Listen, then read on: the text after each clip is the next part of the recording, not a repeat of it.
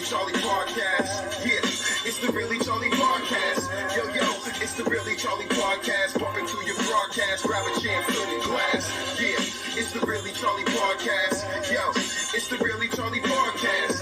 Yeah, it's the Really Charlie Podcast. Bumping to your broadcast, grab a chair, fill your glass.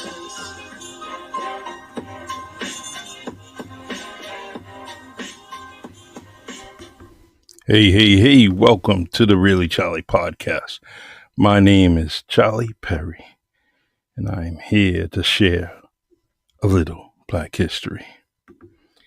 Now, the only difference is that this history is coming from my hometown, New Bedford, Massachusetts. And what I want to do is bring out things that are related to New Bedford, Massachusetts, or a resident of New Bedford, Massachusetts. And just do it throughout the month. There's enough history in this little city in the south coast of Massachusetts, just west of Martha's Vineyard and Nantucket Island.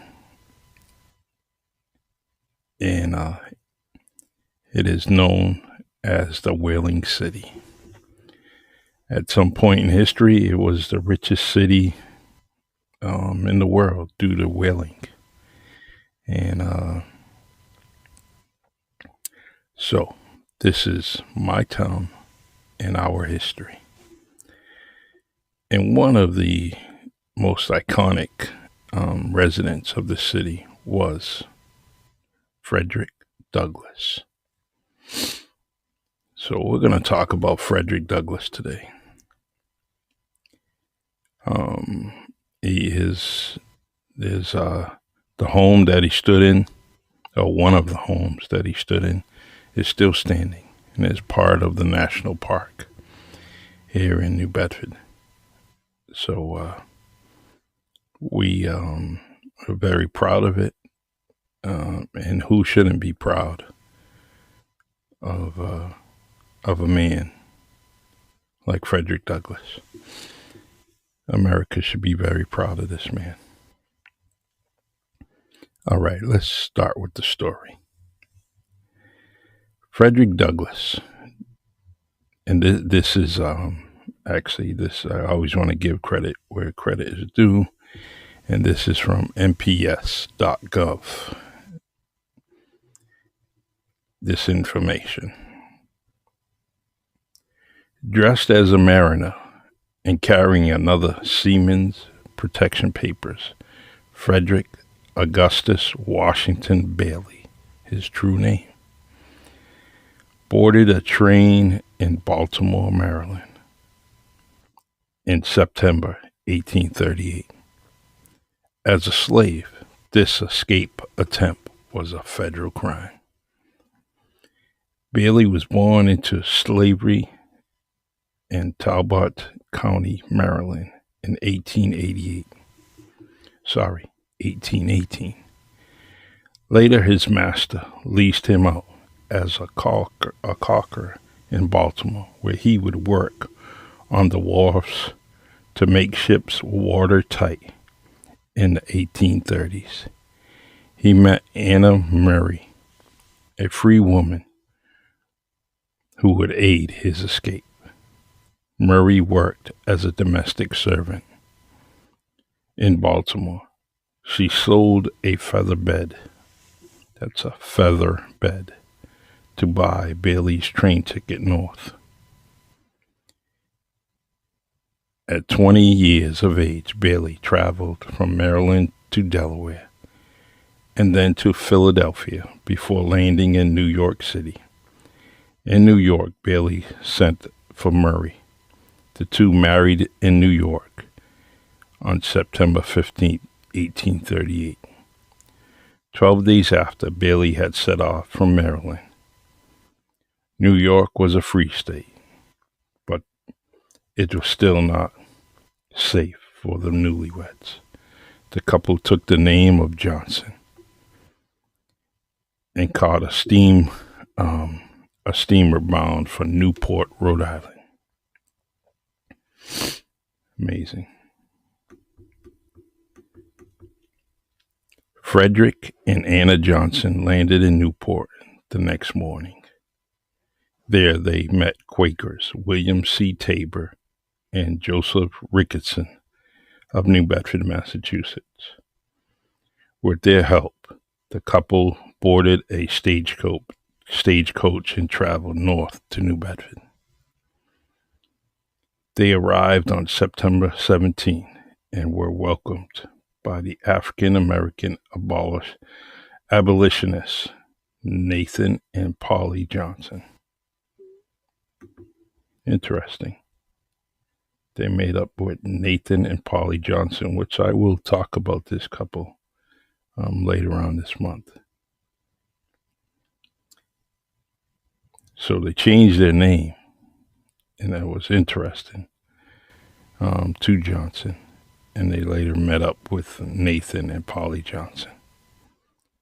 Part of the escape. Very interesting.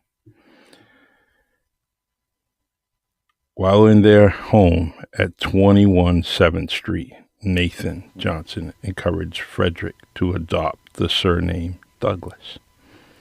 As Frederick Douglass, the escaped slave, would earn his first wages, start a family, and become internationally renowned speaker and abolitionist. This home, owned by the Johnsons, is downtown New Bedford, and stands and is well kept, and it's the house right next door to the Quaker Meeting House, and right across the street these two homes, there's a new park being made or constructed. So people could sit in that park and look at both houses. Very, very, very well done by the state, by the city, and by the New Bedford Historic Society. They maintain, and there's many, many others that are part of this, but those are the groups that I remember. Life and work in New Bedford for Frederick Douglass. In 1839, Frederick and Anna Douglass moved to 157 Elm Street, their first home located in an African American neighborhood in the west end of New Bedford. Douglass's daughter, Rosetta Douglass Sprague, later recorded in a memoir of her mother, Anna Murray Douglass, "My mother as I recall her," 1900. It was reprinted in 1923. And she writes, "In 1890, I was taken by my father to these rooms on Elm Street, New Bedford, Massachusetts, overlooking Buzzards Bay. This was my birthplace. Every detail as to the early housekeeping was gone over. It was indelibly impressed upon his mind, even to the hanging of a towel on a particular nail. Many of the dishes used by my mother at the time were in our Rochester home and kept as souvenirs to those first days of housekeeping."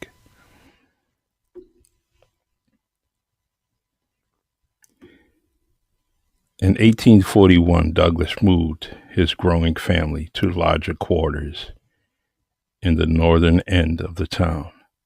Their new home at 111 Ray Street, which is now Acushnet Avenue, and Acushnet is an Indian name, was located near the wharves where Douglass often worked because he was a caulker. He was working on boats. So why not live a little bit closer?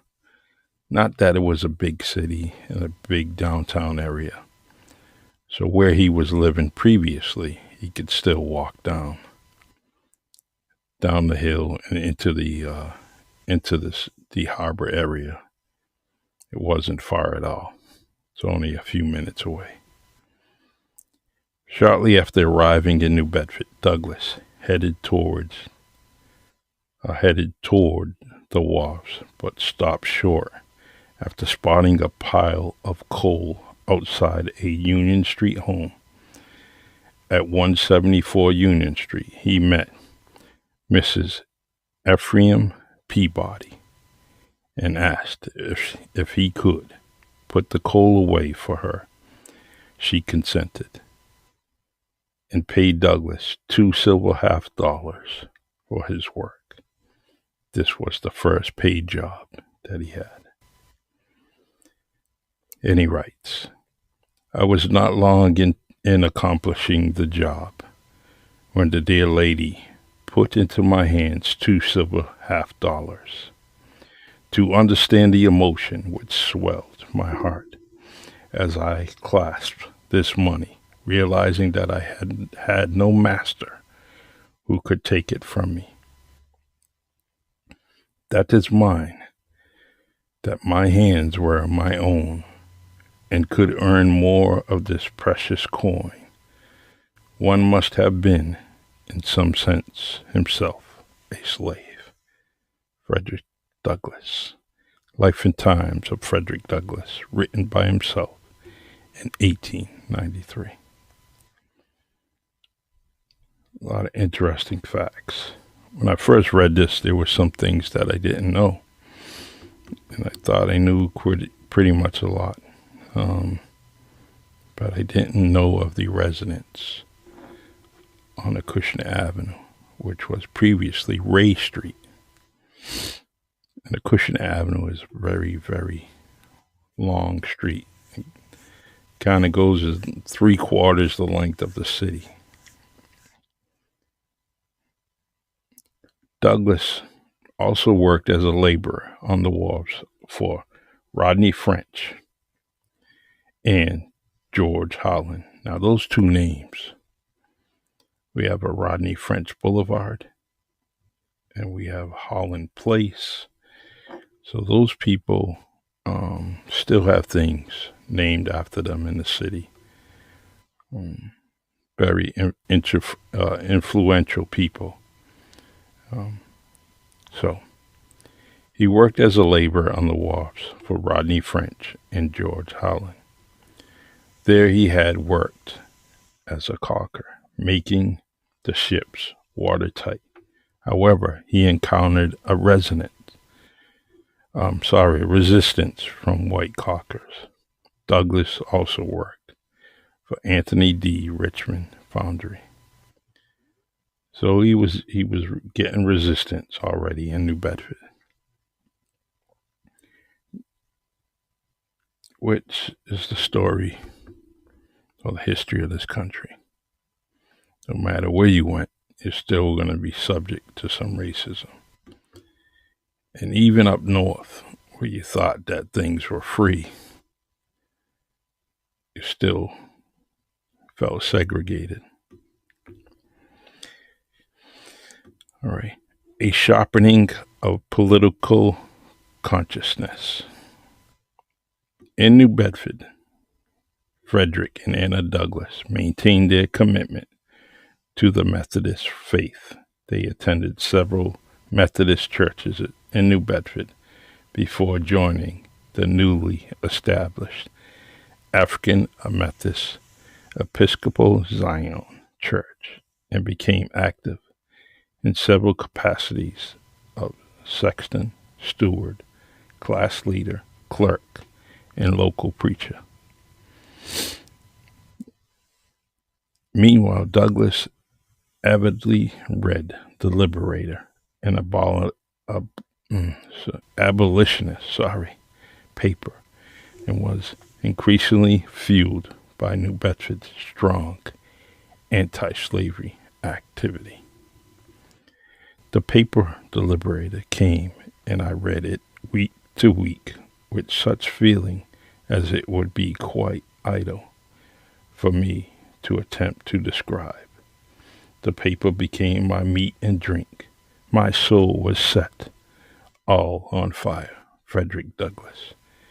Narrative of the life of Frederick Douglass, an American slave, written by himself in 1845. And he done this, he read that paper week to week. And interesting that, of course he would read this. Of course he would be excited about it. Because guess what? When he was down south, if you want to call Maryland South, he was not allowed to read.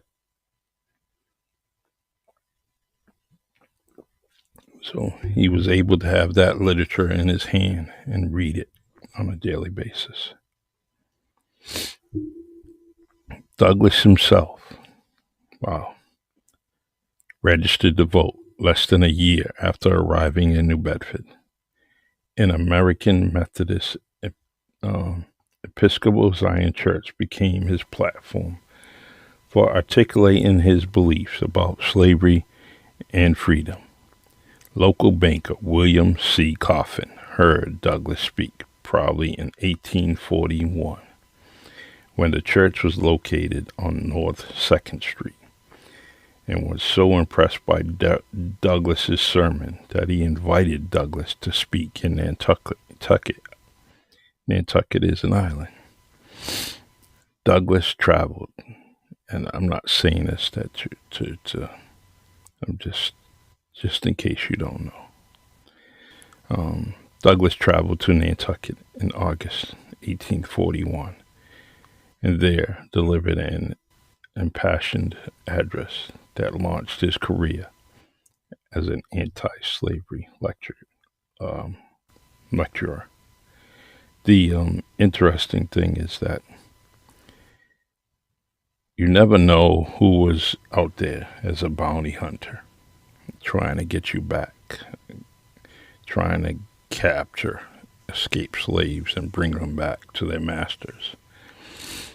This man must have trusted Mr. Coffin, William C. Coffin, so much that he went on a boat and sailed to Nantucket Island.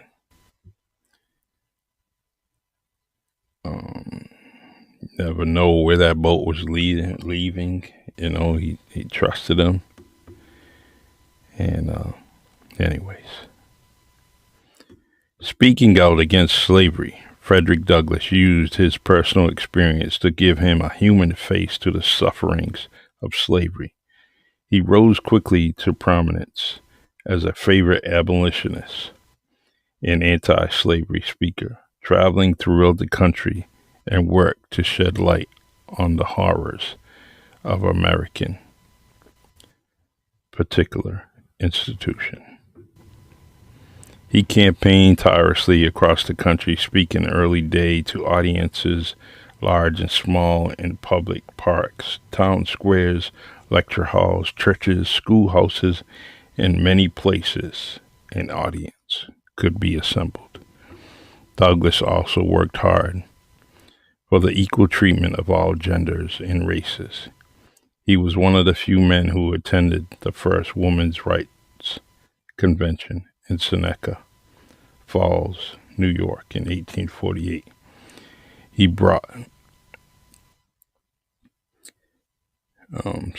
fought for black men's rights to serve in the Union Army during the Civil War, encouraging the formation of the 54th Regiment, 54th Massachusetts Regiment in 1863. He served as a political delegate in the Reconstruction South to ensure black suffrage. He spoke out frequently in support of equal employment and social opportunities, against lynching, discrimination, and Jim Crow. Frederick Douglass will long be remembered as a noted orator, writer, publisher, politician, entrepreneur, political activist, national celebrity, and historic figure. He left an incredible mark on the social, economic, and political landscape of the 19th century.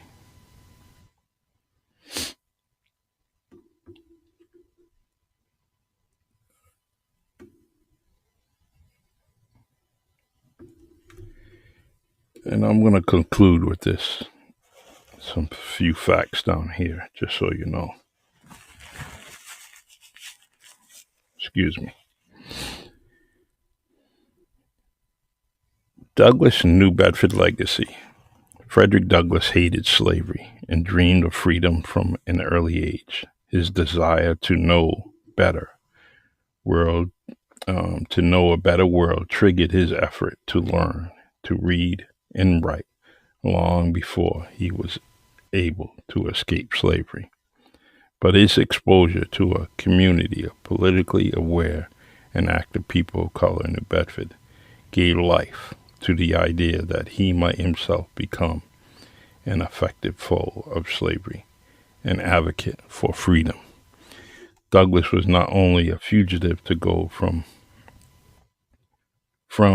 life in New Bedford to anti-slavery activism, but his presence and prominence helped stamp the city as a refuge for fugitives, a past of which the city remains proud of to this day. Exactly. 3 of Douglass's 5 children were born in New Bedford. Rosetta Douglass was born June 24th, 1839. Lewis Henry Douglass was born on October 9th, 1840. Frederick Douglass Jr. was born on March 3rd, 1842, before the Douglass family moved to Lynn, Massachusetts. Charles Redmond Douglass was born 1844 in Lynn, and Annie Douglass born March 22nd, 1849 in Rochester, New York. She died at the age of 10. These facts are from NPS.gov. Amazing. One of our most iconic residents of the city of New Bedford lived here, raised a few of his kids here, and definitely was touching the world, or touching the country. And I believe he traveled overseas, and I can't remember the country, and want to say it was England that he went to and spoke. Loss of memory right now on that fact, but he definitely was a very well-known speaker, and people were in awe. And so anyways, Frederick Douglass, a resident of New Bedford, Massachusetts. Very proud of that history. All right, everyone. I will be back on tomorrow. Unknown what time, but I will create something today and put a scheduled time where I will be back on the Really Charlie podcast on Fireside and YouTube. And thank you for joining us on replay. I appreciate it. And share this podcast. All right. Tomorrow will probably be Paul Coffey, I believe. Kufi, rather. Sorry. Got to pronounce that right. Kufi. Or Lewis Temple, who actually invented the harpoon. He was from New Bedford, Massachusetts. One or the other. But I will get back to you. Thank you for joining me, and God bless. Stay blessed. And this is the Really Charlie podcast. Take care. See you tomorrow.